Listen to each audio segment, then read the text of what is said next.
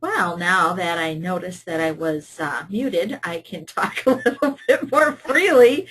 I'm telling you, no matter how many times you do these webinars, something always goofy happens. So anyway, you've been looking at this slide for a while, and I was just describing all of the different things that CareerFusion offers for everybody who is interested in anything that they'd like to do to expand their horizons. As a member of CareerFusion, you would be a member for an entire year, and during that year you would be exposed to these opportunities and to these trainings. But once a year we have a very important, not to be missed event in Daytona Beach in January, and that's where a lot of the real magic and the real networking happens.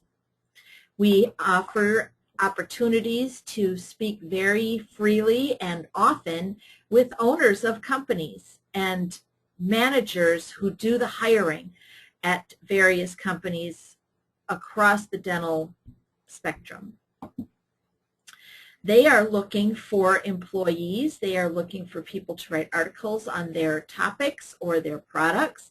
They are looking just to speak to high-end, highly motivated clinicians. They are looking for people to do contract work, to work at the booths, to doing webinars, to doing some consultings. Our hygienists that have attended have really soared past where they ever thought they could be as a clinician, and many have come back over and over to CareerFusion and tell Beth Thompson and I how CareerFusion has changed their life. We do also have dentists at our meeting. This is not just a dental hygiene meeting, and last year one of the dentists brought a hygienist and a dental assistant, so we had the whole team.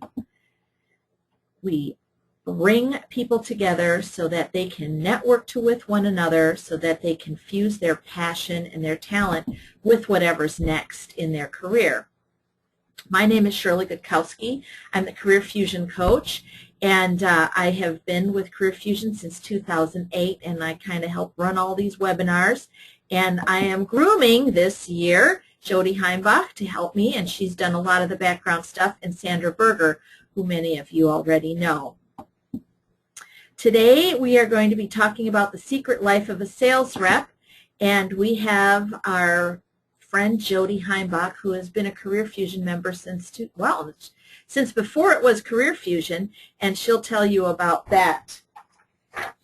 Jodie has over 30 years of clinical dental hygiene experience. In 2008, she made the transition to dental sales after her first CareerFusion Discovery event. She's a district sales manager with Sunstar Americas, covering central and northern New Jersey.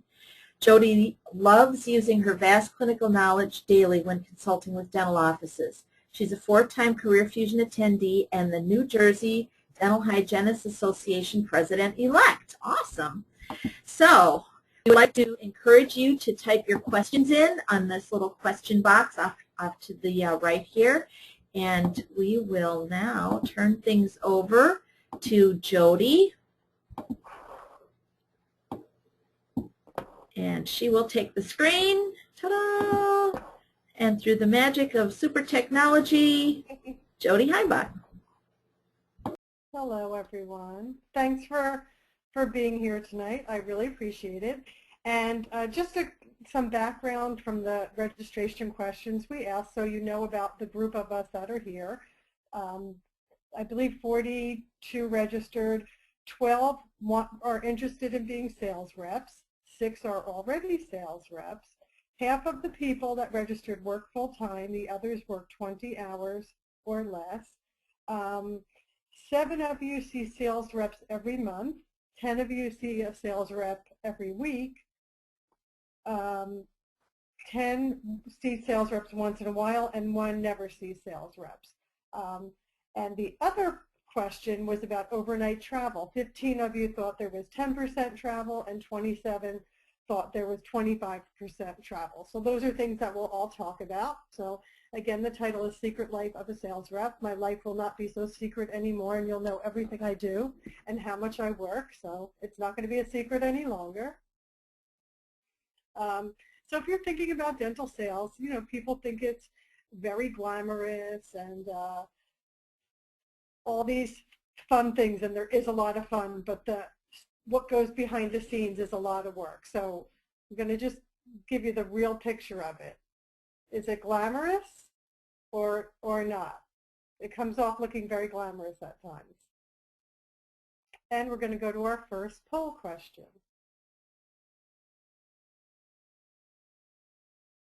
So, can't tell you how many times we fixed that little typo there. Are you interested in a career in dental sales?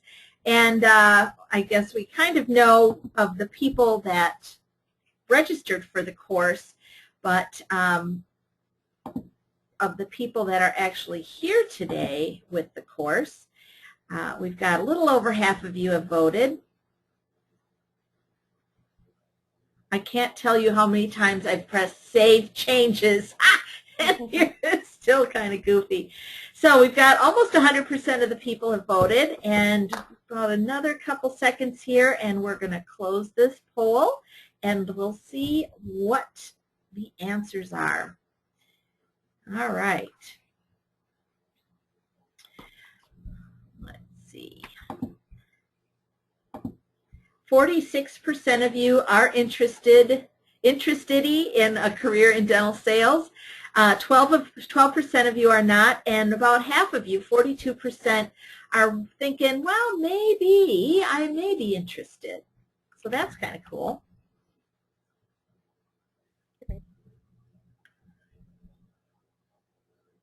So I'm here to tell you about the good, the bad, and the ugly. I'm going to give you the whole picture if you're interested in being a sales rep of what it's really like. And for those of you who are already sales reps, I hope that some of the things that I use to help me along with my prep and my daily plan, etc., I hope it will be helpful to you.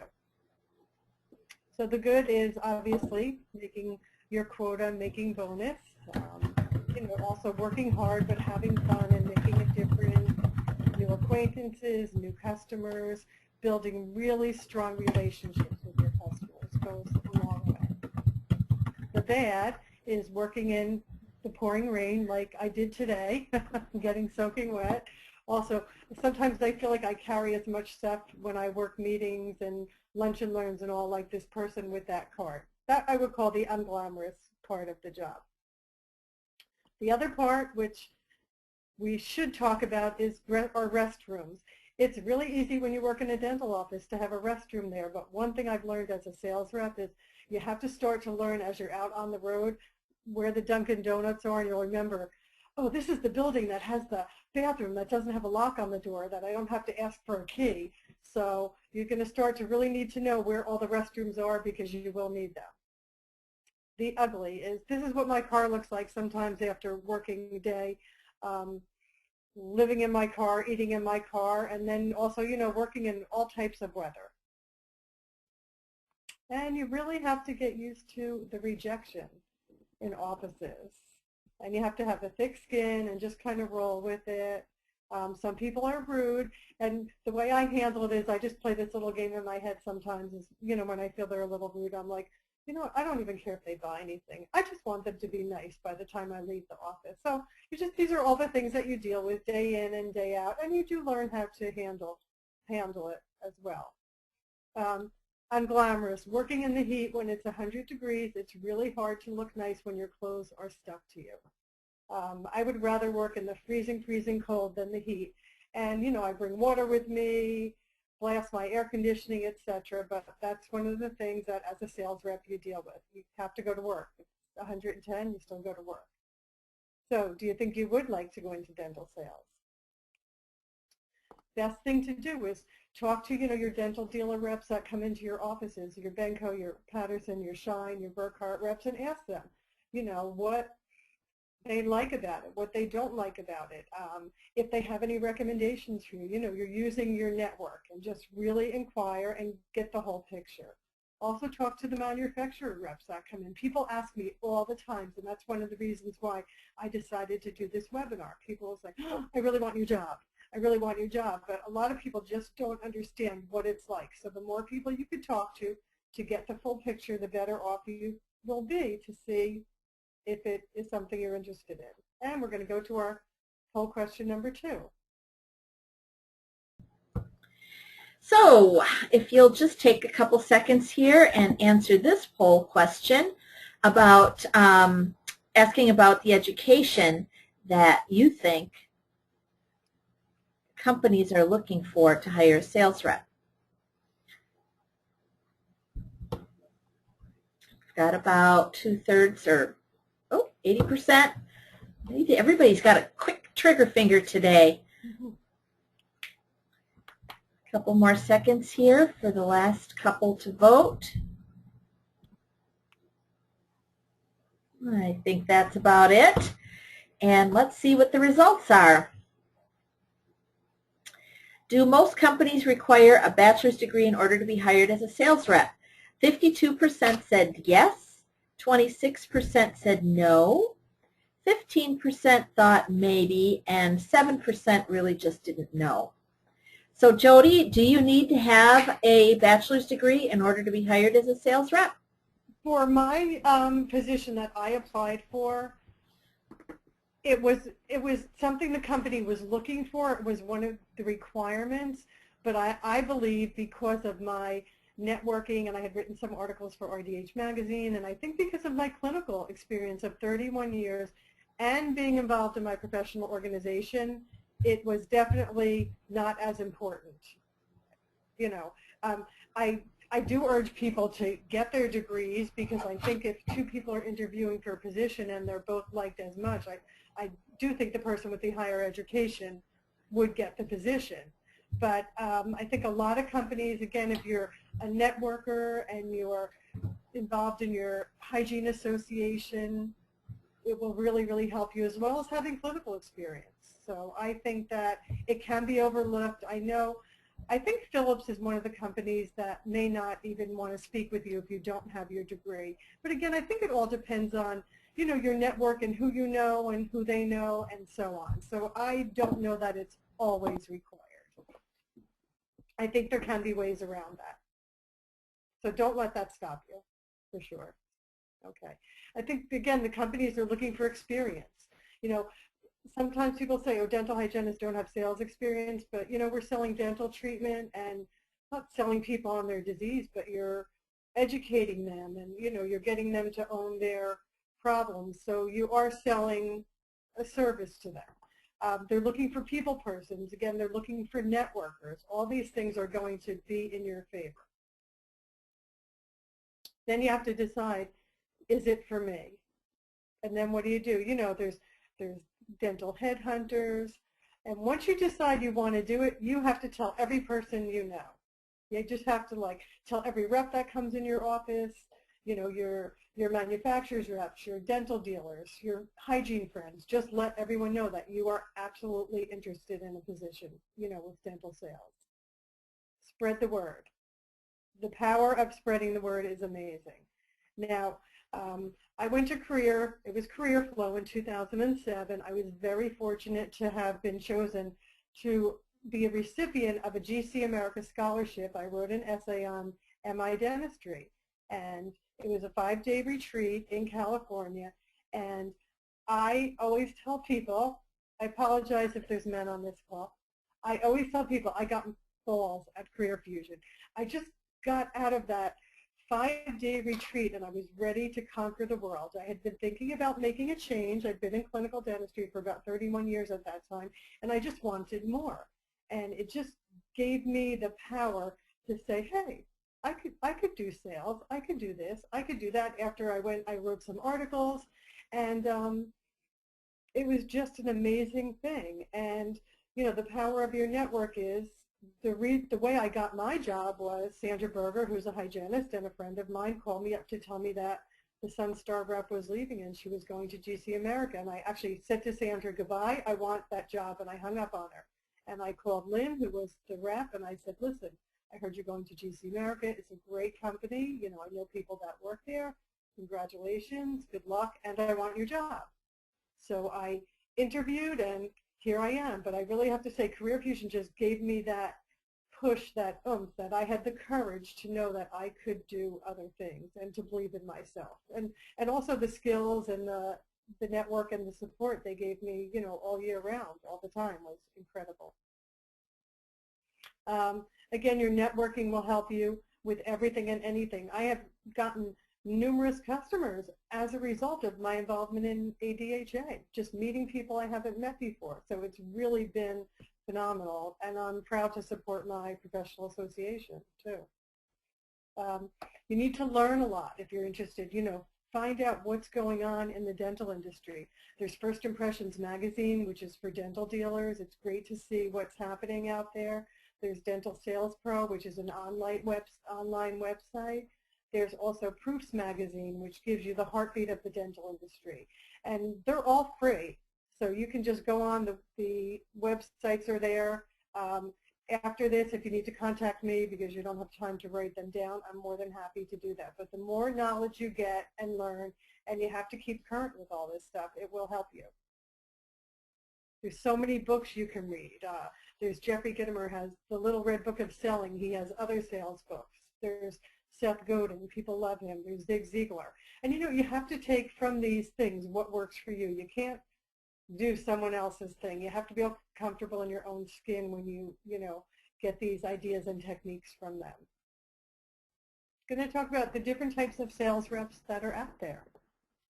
There are dental dealer reps like your Shine, your Benco, Patterson, Burkhart, small dental dealers. There are independent reps. There's also inside dental dealer reps. There's inside customer service reps and manufacturers reps. Dental dealer reps, they have about 100 to 150 customers. They usually do a 2 to 3 week rotation. They sell thousands of products. They really need to know a lot about products. It's incredible. They sell equipment. They also sell technology. Most of them start off with a salary, and then when they come to a certain level, they are on full commission. Some reps have support from inside reps that will call on their customers all the time, you know, once a week, every 2 weeks, so that really helps them. And the dental dealer reps, because of this rotation that they have of 2 to 3 weeks, they really get to build amazing relationships with their offices. I co-traveled the other day, and when you work with some of the dental dealer reps, their relationships are like family with these offices. You walk in the back door, they sit down, they get a cup of coffee, they never wait to talk to anybody. It's just really incredible. There's hugs, there's kisses, they all love each other. It's just great. The inside dental dealer reps work from inside the office. They maintain their accounts by phone, and occasionally they do visits. They're out in the field, but generally their position is to work from the office. And then we have independent sales reps. Independent sales reps are very entrepreneurial. They are full commission. They receive no benefits. They mostly have previous dental experience, and they represent more than one company. They are not allowed to have competitive products. That is in their agreements or contracts with the companies that they represent. So if you were an instrument rep, you would not carry another instrument line. There could be nothing competitive. And the companies want the independent reps because they are experienced and they don't have to pay to train sales reps. The companies don't have to pay for benefits or anything like that. So it's just, you know, whatever their percentage is of the cut of what they sell. And the independent reps do work with dental dealers as well. There's also inside customer service reps that are always in the office. Patterson Dental has inside customer service reps.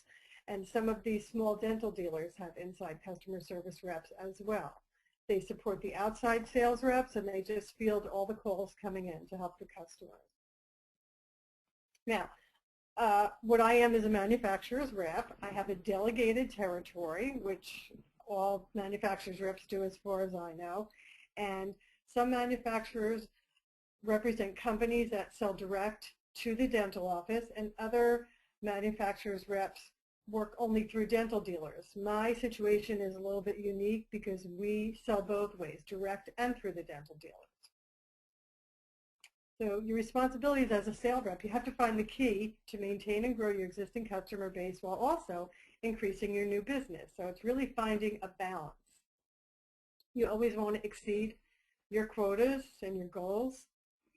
And some of the responsibility is working with dental dealers. And one of those ways is by co-traveling.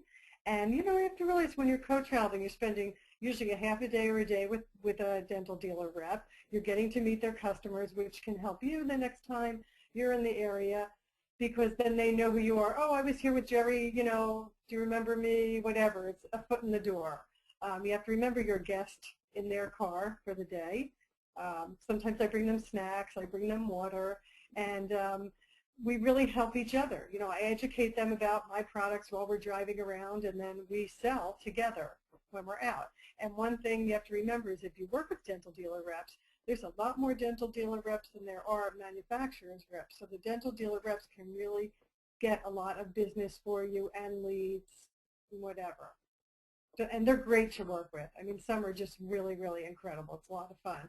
Sometimes I meet my reps for coffee. For lunch, I've met them for dinner at times too, just depending on which rep they are. I have one rep, I meet him 7 o'clock in the morning, an hour and a half away for breakfast because that's what he likes.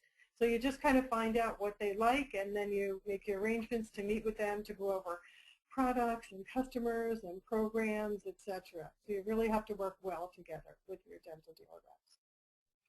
One of my other responsibilities is dental dealer meetings.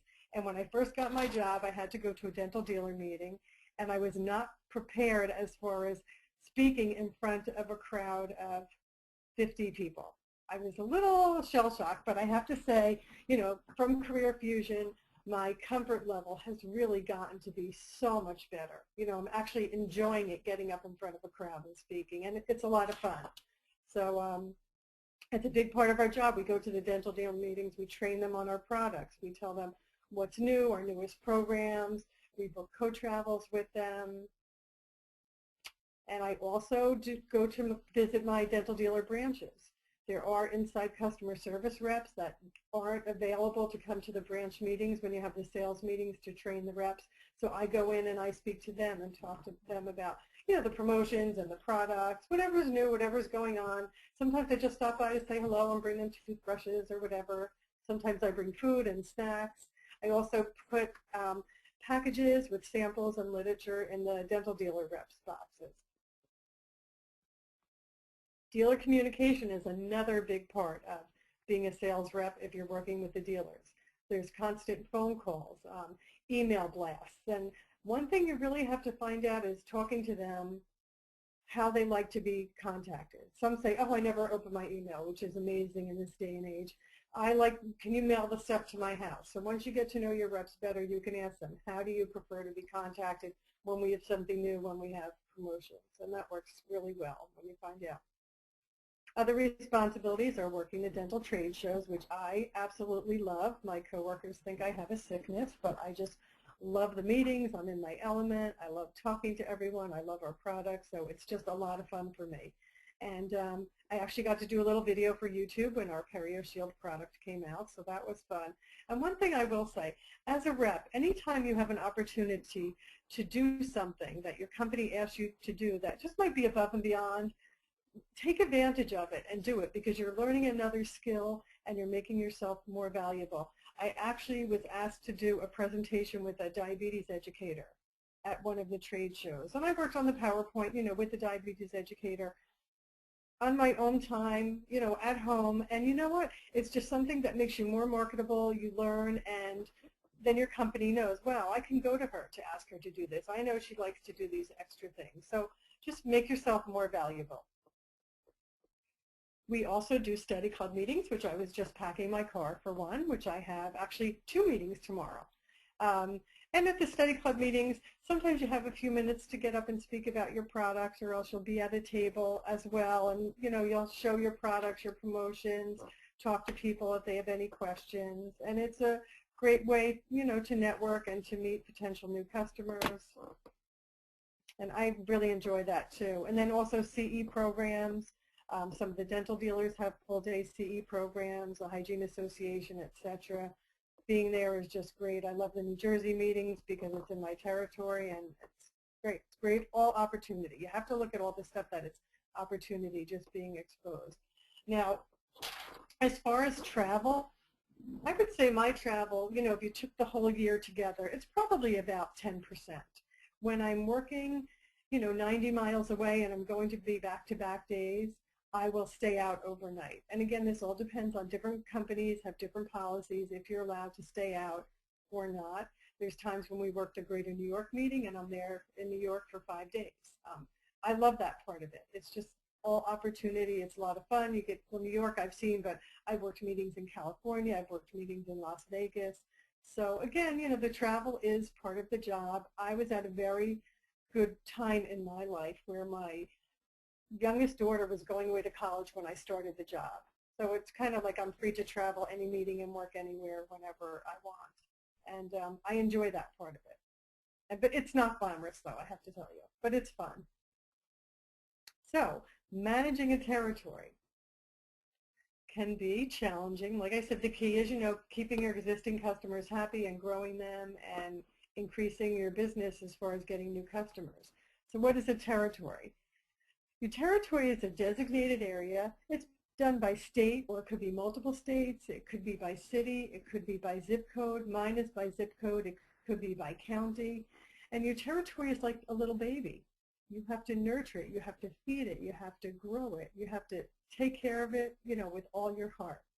Because this is what you have. This is what you have to work with, and you have to make it the best that you can. And managing it, you have to realize, where am I going to get the best bang for my buck? The Pareto principle, you get 80% of your business from 20% of your customers. So you need to definitely concentrate on those 20% of your customers, but you still need to find the balance to grow new.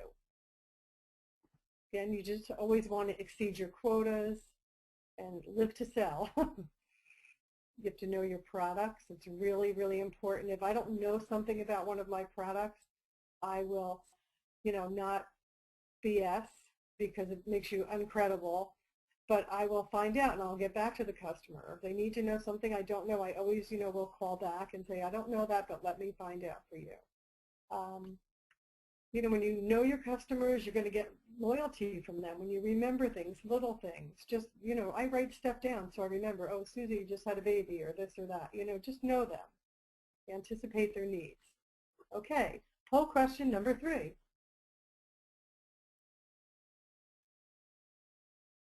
I was reaching for my mute button. Okay, this next question. How do you react when you hear a sales rep at the counter? Well, I don't want to color anybody's thing, but oh boy, I was terrible to sales reps. So I hope that everybody in this audience is much more betterish than I could ever have been. Got a little over half of the people have voted. Got a couple of more seconds here.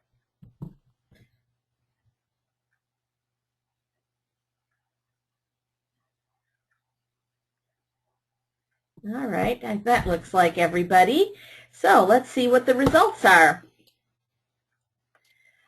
Oh, goody, only 7% were like me and ran to the bathroom. I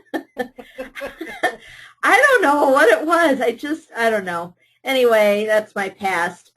Nobody ran to the counter, but almost everyone, 93%, were happy to see them and hear about the latest products. So that's good. Everybody is a much better person about it than I ever was. So yay, everybody. Great. I'm really, really happy to hear that, because some days people, and you have to be prepared, are really, really mean. And I know in my office, I would tell our receptionist that if, a sales rep was there to see me, I would say, Madeline, please don't turn them away without letting me know. Sometimes I just like to pop my head out and say, hey, I'm like half an hour behind. I'm so sorry. Can you leave me whatever, and I'll look at it and call you. So if you have that problem where, reps are being turned away and you would like to see them or whatever, you might want to talk to the person, at your front desk to do what I did. It might help. With your sales call, you always have to be prepared, your pre-call planning, what you want to present to the office. And you have to be brief, because a lot of times I'm talking to, one of the hygienists while they're cleaning their room, or they're in between patients, or they left the patient in the chair for a second and they came to talk to me. So I have to be brief and to the point and be courteous of their time. Another thing is, know your selling style. Again, like I said before, you have to do what's comfortable for you. You can't use somebody else's words if it's not you. Also, I always say I'm not a pushy person. I'm an educator.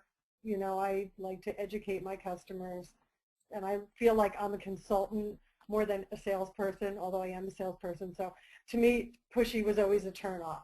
It's just not my style. And then the different types of salespeople, this is, you know, pretty interesting. There's the hunter, and a hunter is very aggressive. They're always seeking opportunities.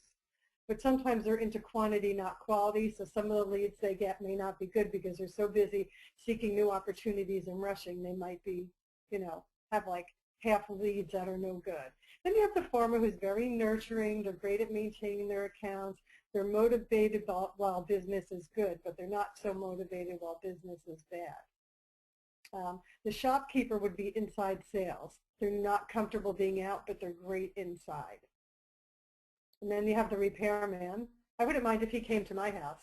I had kind of a doofy looking guy, but then I liked him better. Repairmen don't like to sell. They like to fix problems. They like to talk technical. So they're not sellers. So they could be your tech people. The handyman is a great person for customer service. You know, inside, great marketing support, very kind, but not really a salesperson. And the best combination of salespeople is to have part hunter and part farmer, because hunters, when the business, they never let up. And they keep motivated even though business is down. They'll keep looking for more and more opportunities, where the farmer backs off when sales are down. So those two sales styles would really work the best, to be a combination of the two. And just remember, having the right person doing the wrong job is just as bad as having the wrong person doing the right job. So you have to know if something's for you. If you're not a hunter, don't take a job, say, with an implant company that's looking for a hunter if that's not your sales style, because you're not going to be happy and it's going to show. You know, wow your customers. You have to really make a difference. If someone calls me and says, oh, just order this for me, you don't need to call me back, I do call them back just to let them to acknowledge I got their order, thank you for your order, and it's been placed and taken care of. So you just want to always wow them for what they're not expecting. You know, go that extra mile, take that extra step. It really makes a difference and sets you apart from the other salespeople that they see. Some of the other responsibilities can be, if you deal with samples, ordering your samples, and, you know, just inventory, your stationary goods, your notebooks, you know, all those things that you need, your paper, your ink, and all that. So that's just another responsibility. I make up sample packets and literature. That's what I usually do on the weekends, because I never seem to find time during the week. And that's, to me, I like to be prepared. Sometimes I'll punish myself and make up 2 weeks or a month's worth, because I just like to grab and go. I like to be ready for the whole week at least. Or if I'm going away, I want everything ready for when I come back. So the more organized, the better. Another responsibility are reports. There's a lot of reports. You have expense reports. And with the expense reports, you have to really, I have a little envelope I keep my receipts in, so that way I don't lose them. Keep them in the same place, because lost receipts can really be a problem depending on your company. There's expense reports. You can have to track your promotions, tracking sales, check requests, meeting registrations, reports on your sales, what's shipping, what's been ordered, what's back ordered. Just always, you really have to look at the reports. And I have to say, since I started my job, we had so many reports, I didn't even know what I was looking at the beginning. And I have learned so much and learned how to analyze different things. I use reports for my mailings, to do target mailings. So there's a lot of things you can do with your reports once you get more comfortable working with them. You know, with managing the territory, you have to plan and review everything. You have to plan your schedule. You have to plan your routing. You have to plan your travel. You know, if I know I have a meeting out, I got to book my hotel and all the other things. Always have a plan B. You need a backup plan. I can't tell you how many times I'm on my way to a certain area to do a lunch and learn, and I get a call canceling it. And if I know I don't have any other impact I can make in that area, I want to go somewhere where I will get more bang for my buck. So I have my days in there, and I say, okay, I'm going to turn around and go here. It's not always possible, but if you have your plan B, your backup plan, it is. Some of the tools I use to help me, I've been using Microsoft Streets and Trips since I started in 2008. And what this program done is you can, feed in by an Excel spreadsheet your customer base or a certain town you're going to, and it will help you form a route, and it will make you work in a circle. You can optimize your route so you're working more productively. Another website, it's called batchgeo.com. You can load your Excel spreadsheet in there and information about your customers, and these little red balloons, it will show you where your business is.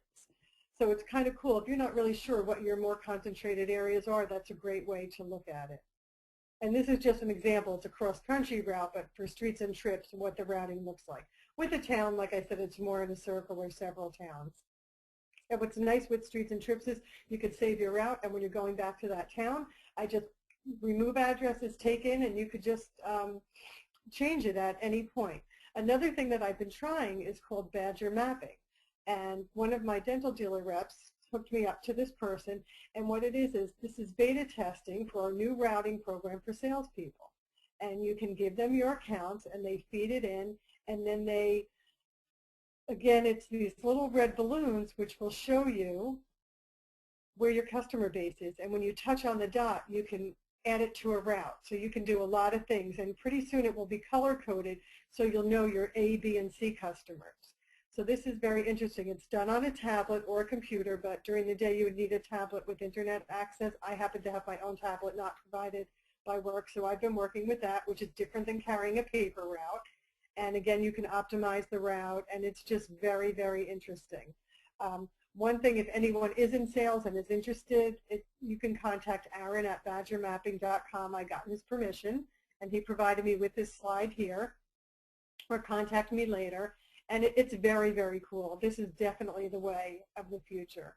You get out of a meeting and you say, oh, you know what, I have 2 hours. I'd really like to call on some people. I'm not sure what's nearby. You just pull this up and you go to it, and it's phenomenal. So, one of the things it takes to do this job is organization. You have to be organized. When you're not organized, it's very stressful, and when you are, everything goes much, much smoother. So everything is more fun when you're organized. You have to have a lot of patience. I'm not the most patient person, and I will tell you, a lot of times I've gotten new customers a week later, 3 months later, a year later. Sometimes I had one customer, I called on this office for 3 years, and I finally got them as a customer. I was so excited because I wasn't so patient, but it did pay off.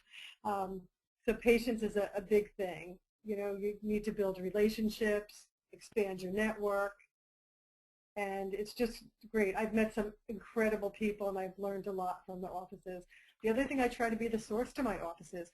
They can ask me, a lot of times they can ask me about other products. We can get into a discussion on MI dentistry, xylitol. They'll ask me about the Dental Hygiene Association. They know I'm very involved. So I want to be the person, I want to be their go-to person that if they want to know something, they will ask me about, because it's making me more valuable to them. Lots of prep, so much preparing. So I'm just going to tell you about a day in the life of me. I wake up very, very early, and I start checking my emails. And hopefully I don't have 8,000 like this picture, because I would really freak out. And then I review my day. I look at my schedule. If I haven't printed out the night before, my route and my list of who I'm going to see. I have a car desk that also helps me. It's a little more ergonomic than sitting in your car with your laptop on the passenger seat and leaning over. This car desk is great, and it helps keep you very, very organized. I have to pack up my car all the time, pack and unpack. I was doing that before the webinar tonight because I have 2 meetings tomorrow. And I hope to always be doing that yes, which I did today walking out of an office. And all day long, I'm in my car. Most salespeople live in our car. I eat in my car. On the phone in my car a lot, hands-free, of course. Another thing, we do a lot of lunch and learns, and lunch and learns are a great way to build relationships with the offices. I really, really enjoy doing them when I have attentive people. One thing you have to learn too with lunch and learns is you have to know who's seriously interested in the product or who just want free lunch. And sometimes that's very, very hard. You need to qualify your leads so you're not wasting your time or your company's money for the lunch. And lunch and learns take a big, chunk out of your day, especially if you're picking up a lunch and all. Some companies who have very large territories, I know Angie Stone is doing webinar lunch and learns, or webinar learn over lunch. And that's a great way to reach people when you have a huge territory. The other thing, some people are just bringing in, they're not allowed to provide lunch, so they do the learn over lunch. Or we used to do dessert and learns, now we're doing lunch and learn. So there's all variations of it, but it's a great way to really get to know everyone in the office. And usually all day long, I could be solving problems, putting out fires, I'm on the phone with dealer reps, with customers, I'm calling into customer service, I'm placing orders, I'm solving issues. I also go to the post office to mail samples and whatever else I need to mail. I work on mailings at times. And, I'm still going. And when I get home, I'm back at my computer, hopefully with not 8,000 new messages. And then I'm checking my schedule for the next day. I do feel like the Energizer Bunny. I keep going and going and going, but I love what I do, and that's why I keep going. And if you ask me how many hours a week I work, I couldn't even tell you. I would say probably too many, but again, I like what I do, and I'm always trying to work smarter. So hopefully there will be a time where I won't work so much at night and on the weekends, but I really do love it. With sales, you have to go with the ups and the downs. You have to be able to roll with it. I remember getting called from my manager in May a couple of years ago that for April I was #1 in the company, and I was like, well, that's really great. So now you won't be mad at me because May is horrible. So you just have to roll with the punches and just keep working hard because your hard work does pay off. It's not always today or tomorrow. It could be 3 months, 6 months, a year, 2 years later. It's frustrating as anything. It's really rewarding, just getting some of the new customers and working with my dealer reps and helping offices, consulting with them to see what works for them and what doesn't work for them. And again, you're expanding your network. I now know all these manufacturer reps and all these dental dealer reps and all these hygienists and dentists and people in the dental offices. And I love my coworkers. That's what makes my job even more fun. If we're having tough times, we all commiserate together. We laugh together. We have fun together, and it's really, really nice, and we all back each other up. And, another thing about sales is there's definitely a little bit of flexibility. And for me, even though my work is never, ever done, and it can be a little obsessive, I have this overwhelming sense of freedom not being in the confines of the dental office. So, if you're willing to ride the hurdles and hard work, it's great. It's fun. I love it. And I can't imagine myself doing anything else. So thank you so much for attending. And if you need anything, you can contact me, any information. If there's any advice or anything I can help you with, if you're thinking of a career in sales, please feel free to reach out to me. Thanks. Great, great, great, great. Thanks a lot, Jodie. We have some questions here. One of the questions is from Debbie, and she was wondering what the average salary ranges are per week. Per week? I have heard, I could tell you per year. Okay. I've heard anywhere from $36,000 a year up to, you're talking about dental dealer reps or manufacturer reps? Well, just tell us what you know, because we don't know the difference right now. Dental dealer reps who are doing really, really well can make $250,000 and up. The more successful reps that are like the $6 million reps are probably making $300,000 to $400,000 a year. I would say manufacturers reps, average would be 50s, but with bonus and commission, it really depends on your pay structure. Some people have very low base salaries, say $36,000, but they could bonus at $50,000 a year or more. So it really just depends on the potential of the bonuses and the commissions and all that. And then, but that's usually over 40 hours a week, right? Yes, I mean, I wouldn't even say how many hours I work a week. I'm going to say minimum of 60, I think. Yeah. But some of it's fun, right? I love it. I love it. I mean, I love it. I'm in my element. But like I said, it's different. It's different than clinical hygiene, which is so physically, demanding as far as, your neck and your shoulder. It's just a different type of work. Different kind of hard work. Yes.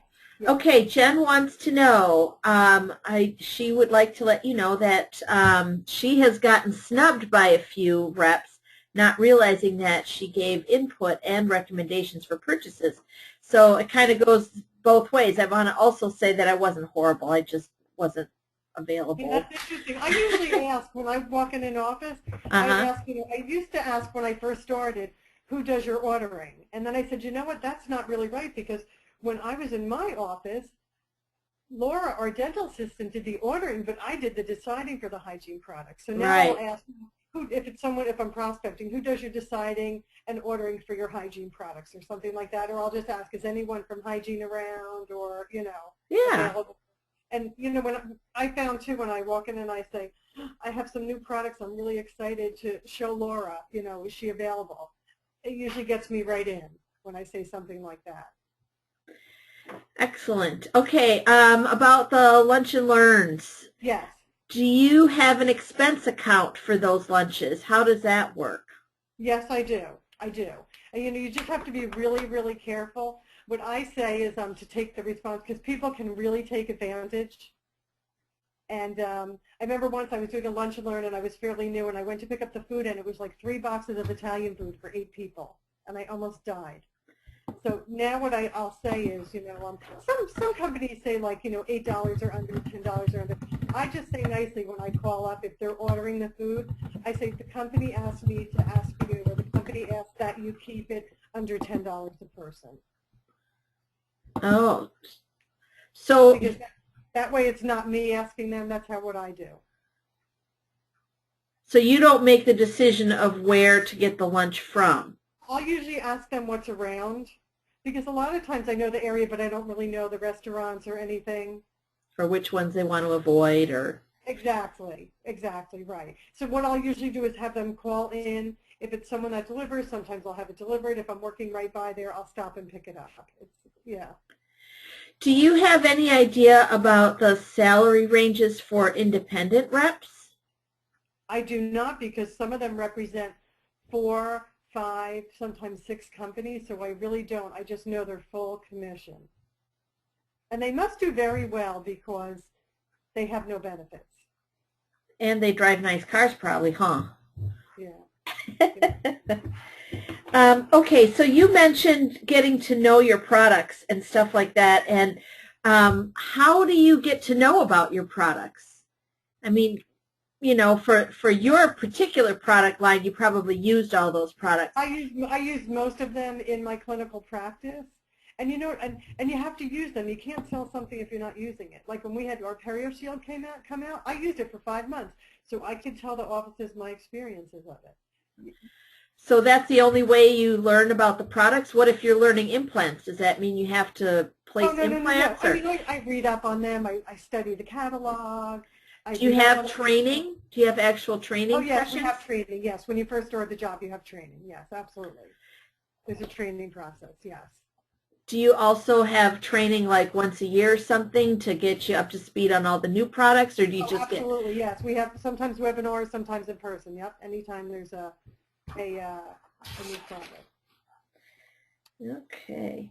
And what I find is really nice too, like you really talk, if you're in sales or you're thinking of going in sales, really talk to your coworkers, because sometimes, the more experienced salespeople, I'll talk to them about advice on sales, and then they'll come to me for hygiene knowledge if they don't understand the concept about hygiene, or a product, or why do you use fluoride varnish, or what's the difference. So really, talk to your coworkers, because it can really be a great learning experience on both ends. Okay, and then I have one more question that kind of goes back to near the beginning of your talk, and you were talking about the education and stuff. Mm-hmm. And then you were talking about how hygienists sell to patients. Yeah. And I do resume rehabs for hygienists, and that kind of stuff never shows up on a resume. So how would you translate that to a resume? I mean, you can't just make a statement in a cover letter that says, I I sell a lot of dentistry. You know, you can't. So do you have any ideas or any opinions on how a hygienist can get ready to get that translated into? They could track treatment plans, what they've recommended, and if it's accepted, like case acceptance.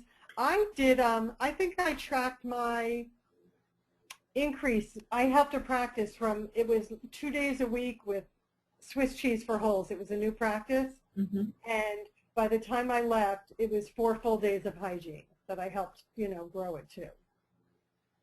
Okay. You really have to know your worth and your value and all that. So I would say to try and track, you know, what treatment recommended and if it's accepted. You know, case acceptance, 89%. I think that would help. I think you're exactly right, and it comes down to tracking. You need to sit down and figure out, you know, you have to kind of put yourself on a track, and these are the kinds of things we talk about at CAREERfusion too. Put yourself on a track. I want to be a sales rep, but I don't know how much dentistry I sell. So you have to start and have at least, what would you say, 3 months or 6 months worth of? I would say at least 3, probably 6 would be better. The other thing too is try if you can get any more involved in the business of dentistry. In my practice that I was in, we had an office manager leave, so I worked for a specialist, and I started doing the monthly tracking, which really gave me a great understanding of the business too. I tracked the referring doctors, so we could see who was referring more or less, etc., if there was any changes in that, and you know, I did the interpretation of it. And I also tracked the insurance adjustments. So I saw, even though I was producing $2,000 a day, it didn't mean the dentist was getting $2,000 a day. So yeah, it's good to learn business. It's really, really eye-opening, and I learned a lot, and it just made me be more business-minded. So if anyone ever has the opportunity that's in the dental office to do things like that, that also is, you know, a resume builder as well, that you understand, you know, the business side of the dental office. Great. We have another question here from the audience. Do you have to scout your own leads for new customers, or are you given a client list? I scout I do a lot of prospecting, What does prospecting look like? Some dental dealer reps too. But the one thing in that Badger mapping, you could do a search, and then like beside your customers, other dental offices can come up. So if you're in an area, you can know where to prospect too. That's kind of cool. Yeah. So do you just go and knock on the door and just say, hey, how's it going? Or I do that all the time. Sure, really? I walk in, I introduce myself. Hi, I'm Jodie. You know, I'm with Sunstar, Butler and Gum. You know, are you familiar with our products? Have you tried soft picks? I put something in their hands. You know, get the dialogue going. Yeah, I do that all the time. In fact, when I had my corporate interview, I remember them saying something about, I don't know if it was about talking to strangers, and I said, well, I have to tell you, I said, every day I introduce myself to total strangers and then spend 45 minutes with them in my chair. So I have no problem walking in and introducing myself to anyone. Well, there you go, right? And that's also as far as like being a hygienist and going into sales. That's another real gift, is being able, you know, to talk to someone who's a complete stranger that's in your chair for 45 minutes or an hour, you know. So that's a definite skill that will help in sales.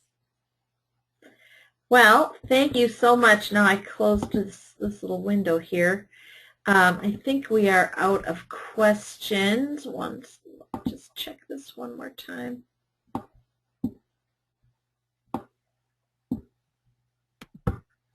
Are the companies hiring now? Then why is it so difficult for some hygienists to get a job? And what if they have a no soliciting sign in the window? Okay, that's a good one.